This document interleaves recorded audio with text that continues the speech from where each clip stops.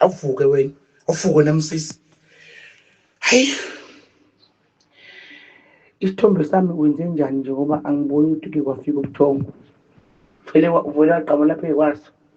Akekho umuntu ongakhali ngalesa sithombe sami. Akekho umuntu bengakhali ngami. Hey ngisho khona lapha kade ngigobhele ngisekhathi kwamavava. Bekubizwa mina laphana.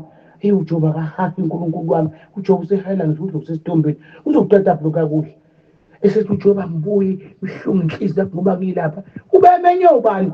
Azibe mbizo uJoba ngoba ngisho ikhawo lakho nje uTobe ngikho phesheya bengelize libizo. Bengiwe mina. Hayi lapho bengimhleni. Hayi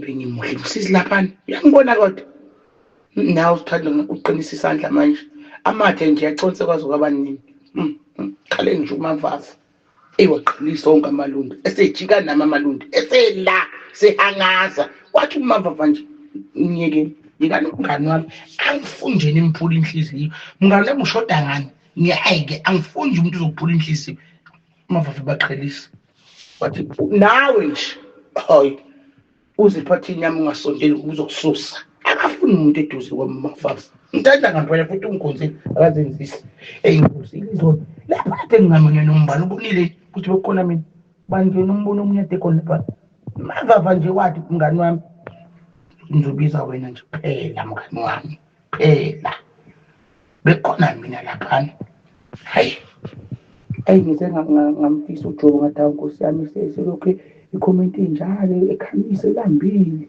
sefona uJobe umboti kuhlungu inhliziyo yakhe ngimshaya ngebhomu phela wangibuza ukuthi uyapi ngathi ngiyakho lapha ngiyakho ngangamtshedi ngamavavu ngoba ngabona ukuthi uzongihambela ngaphambili uthe sebona ithoba ukuthi uyafihla ukuthi ngangizokutshelelani omenyiweni ade ngingamenyanga nombani lapha mina